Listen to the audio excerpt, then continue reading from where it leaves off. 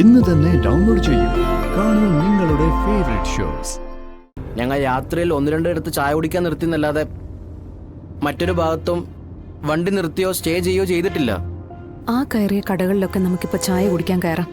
നമുക്ക് അന്വേഷിക്കാം. സ്ഥലത്തെ പ്രധാന വില്ലന്മാരെയൊക്കെ പരിചയപ്പെടാം. അപ്പൊ ചിലപ്പോ ആ കൂട്ടത്തിൽ കാണാൻ പറ്റും നിങ്ങൾ അറിയാതെ നിങ്ങളുടെ വണ്ടിയിൽ സ്പിരിറ്റ് കൊണ്ടുവന്ന് വെച്ച ആ മഹാനെ.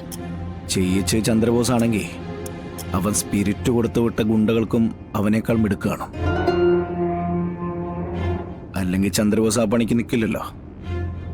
അതുകൊണ്ട് അത്ര വേഗത്തിൽ അവരുടെ അടുത്തേക്ക് എത്താൻ പറ്റുമെന്ന് തോന്നുന്നില്ല. ഈ ചില അന്വേഷണ സിനിമകൾ കണ്ടിട്ടില്ലേ? ഈ ശൂന്യതയിൽ നിന്ന് തെളിവുകൾ അവരിലേക്ക് എത്തുന്നത്. അതുപോലെ ഇതും അങ്ങനെ തന്നെ ആയിരിക്കും. നമുക്ക് പോയി നോക്കാം. ബാക്കിയൊക്കെ ഈശ്വരൻ തീരുമാനിക്കട്ടെ. അന്ന് നിങ്ങൾ പോയപ്പോ കുറെ അധികം നേരം ബ്ലോക്കിൽ പെട്ട് കിടക്കുകയോ ഘോഷയാത്രയോ റാലിയോ അങ്ങനെ എന്തെങ്കിലും ഉണ്ടായോ? എന്തെങ്കിലും വന്ന് വാഹനം നിർത്തിയിടേണ്ടി വരുന്ന ഒരവസ്ഥ? അല്ല, അങ്ങനെയുള്ള സ്ഥലങ്ങളുണ്ടെങ്കിൽ ഒന്ന് ഓർത്തു വെച്ചോ.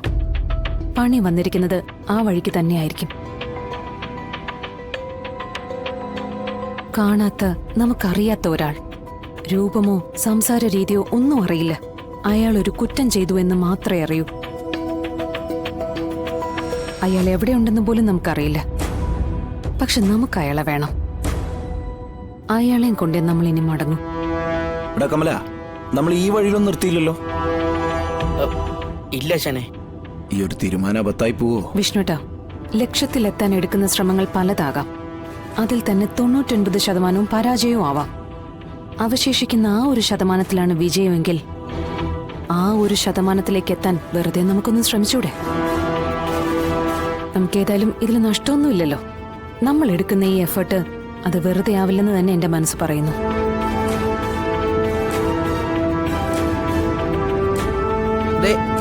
അവിടെ ഞങ്ങളൊരു 10 മിനിറ്റോളം വെയിറ്റ് ചെയ്തായിരുന്നു.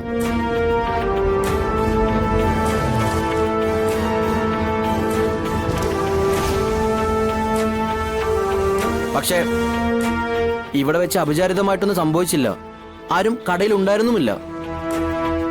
ജ്യൂസ് വണ്ടിക്കടുത്ത് നിന്നാ ഞങ്ങൾ കുടിച്ചേ. അത് ശരിയാ. ഇവിടെ വെച്ച് ആരും അങ്ങനെ സംശയം തോന്നുന്ന രീതിക്കൊന്നും വന്നില്ല. ശരി, നമുക്കെന്തായാലും പോവാം. നമ്മൾ ആരെയാണോ തിരക്കുന്നത് അവരെന്തായാലും നമ്മുടെ മുന്നിലേക്ക് തന്നെ വരും. ഉറപ്പാ.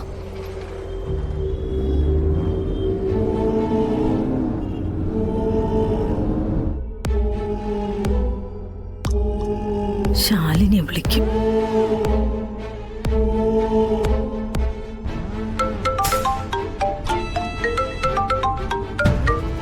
അമ്മേ പറ. ശാലിനി, ശ്യാമയുടെ ഫോൺ വന്നിരുന്നു. പക്ഷെ അവള് വിളിച്ചപ്പോ എനിക്ക് എടുക്കാൻ പറ്റിയില്ല. ഞാൻ തിരിച്ചു വിളിച്ചപ്പോഴൊക്കെ അവള് ഫോൺ കട്ടാക്കുക. മോളെ എന്തോ കുഴപ്പമുണ്ടടി. അമ്മേ, ഞാനിപ്പോ ഒരു യാത്രയില്ല. അത് ഒരു കുഴപ്പം പിടിച്ച യാത്രയാ. എന്തായാലും ഞാൻ ശ്യാമയെ വിളിക്കാം. പോരെ? ശരി.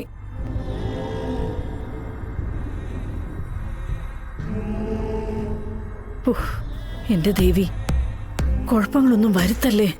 അമ്മയെ വിളിച്ച് ശ്യാമയുടെ കാര്യത്തിലും എന്തെങ്കിലും തീരുമാനം എടുക്കണം.